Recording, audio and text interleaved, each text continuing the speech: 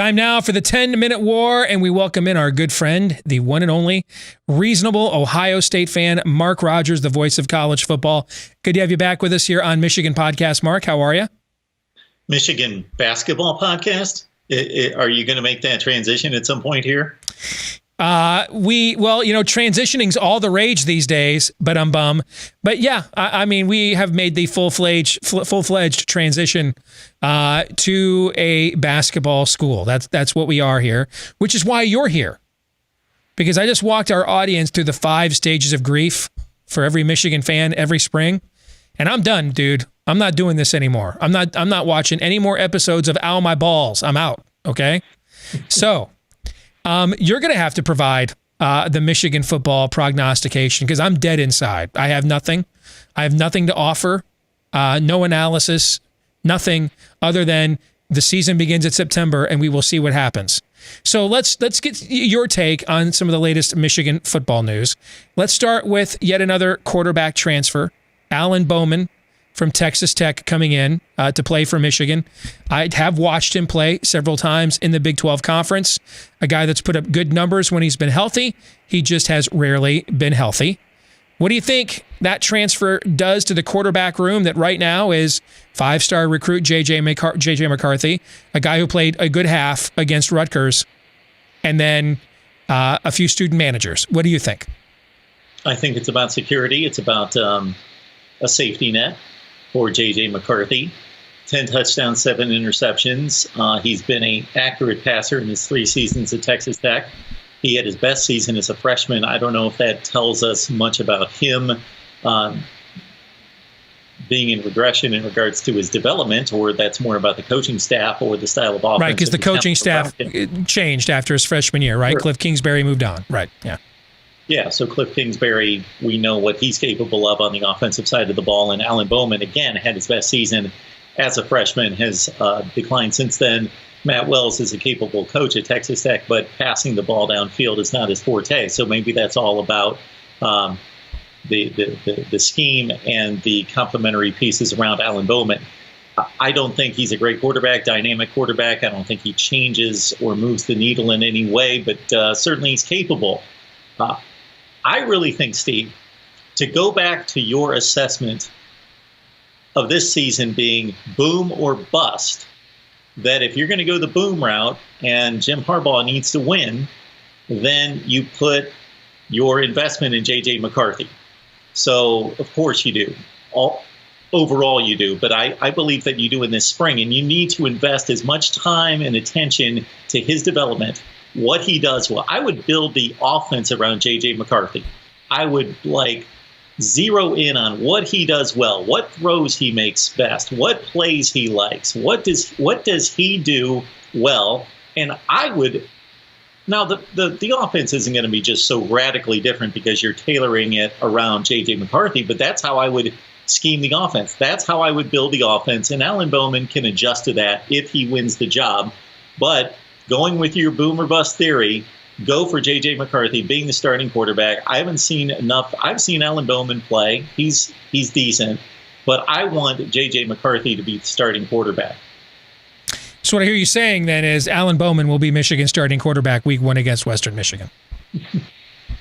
Yeah, that's probably the way this is going to work. He falls right in line with the Wilton Spates and John O'Corns of the world.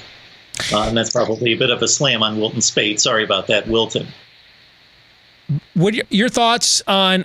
It's good news that John Harbaugh apparently doesn't care about winning next year in the NFL. He's just decided, I've won enough, so I'm going to go 6-10, 7-9 next year, so I can keep giving my best assistance to my brother to save his job. I mean, there's not a lot of families, frankly, that would do that for one another. But obviously, the Ravens under John Harbaugh decided to take this year off and are outsourcing their best assistants over to Michigan, including an analytics guy who's never coached quarterbacks before, but he is now Michigan's new quarterback coach, and he was hired 48 hours before the 5-star recruit they spent 2 years recruiting took his first spring practice. Mark, your thought on that carefully thought-out plan and the seamless execution thereof?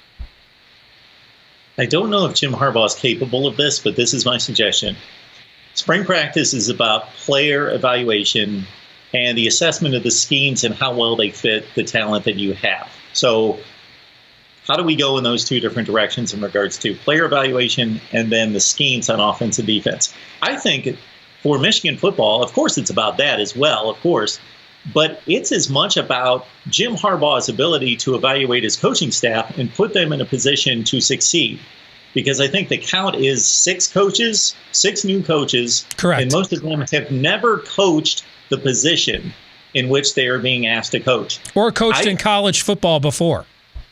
Yes, or been a high school head coach. Is that important? I'm not sure. Is that important? Well, this is maybe I've been in corporate life way too long, but they have management programs. So I would think that maybe some of these guys. And that's what Michigan is, correct? It's kind of a stepping stone job. It's, a cheeky, plucky little mid-major where you go to kind of learn your wares on the way up, right? Like these Butler. Guys need mentors. I think Jim Harbaugh should bring in. I think he should be going to any resource of a consultant mentor type relationship for a lot of these coaches to help them. Jim Harbaugh doesn't strike you as the mentoring type? He does not. I'm sorry. I've tried to keep a straight face the last 5 minutes. It's getting harder. Finish your point, Mark. I apologize. I'm being a douchebag. I'm dead inside, Mark. I'm dead. I'm dead right now. I threw in the towel. Go ahead. My point is that I believe that these guys have been set up. No, exceptional people will succeed and fight through the myriad of bureaucracy or whatever's in their way. Poor coaching, whatever, poor teaching, instructing. Your star pupils are going to fight through that and succeed regardless. But I don't necessarily think this is the bunch. I think they're capable. They know football, but they know it on another side of the ball or another position or at another level. I think these guys there can be mentoring and evaluation of the coaching staff and provide them with some resources to grow as coaches. I think there's room for that here. Maybe I'm thinking too far outside the box and thinking too much self-help, but dude, I don't know.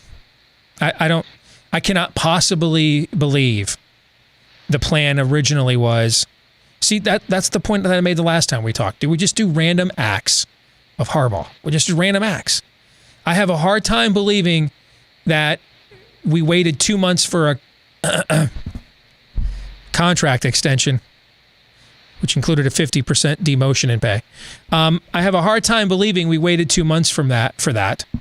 And during that time, Jim said to his boss, the athletic director at Michigan, Ward Manuel, dude, wait till you see the running backs coach I've got lined up to take over for quarterbacks 2 days before spring practice starts.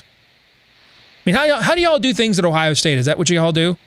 You guys recruit 5-star quarterbacks for 2 years, and then on the dawn of their very first practice, just kind of like, surprise, bitches, and just shock him and his old man with your brand new quarterbacks coach right before practice, just to mix it up, make sure that they are on edge and, they're prepared for anything. Is that what you all do down in Columbus? I don't know.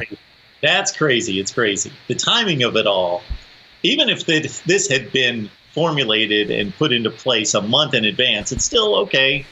It's still a little out there, and you're asking a lot of these guys. But yeah, the day of, Bob Stoops, that name I'm just throwing out names. That name comes to mind as bring Bob Stoops, and I'm sure there are other and maybe even better. We're going to get to listen to Bob Stoops rip us in the film room on Big Ten Network and on Fox this year in place of Urban Meyer. And having known Bob in the past, he'll be a lot nicer about it. It will be. He's a nice family man. Yes. Bring to spring practice somebody of that ilk or multiple guys just to watch what we do and watch these coaches work and help them in their new roles. I think that's what they should do.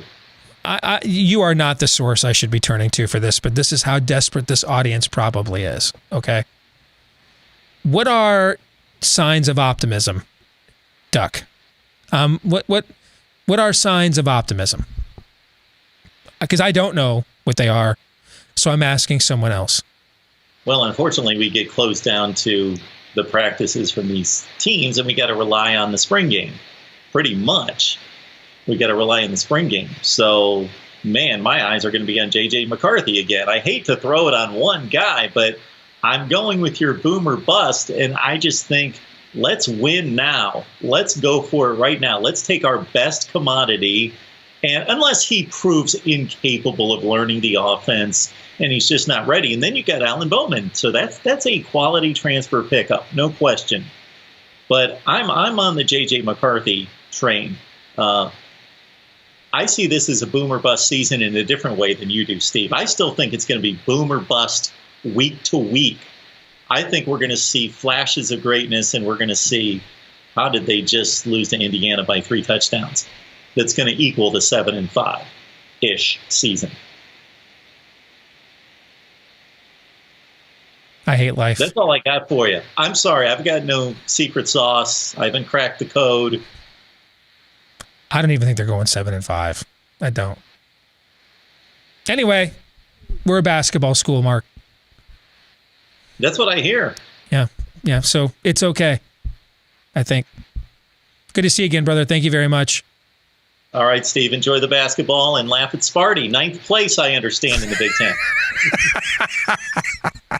See, that brings some joy. There we go. I knew you'd bring me back around. Thank you, brother. Good to see you.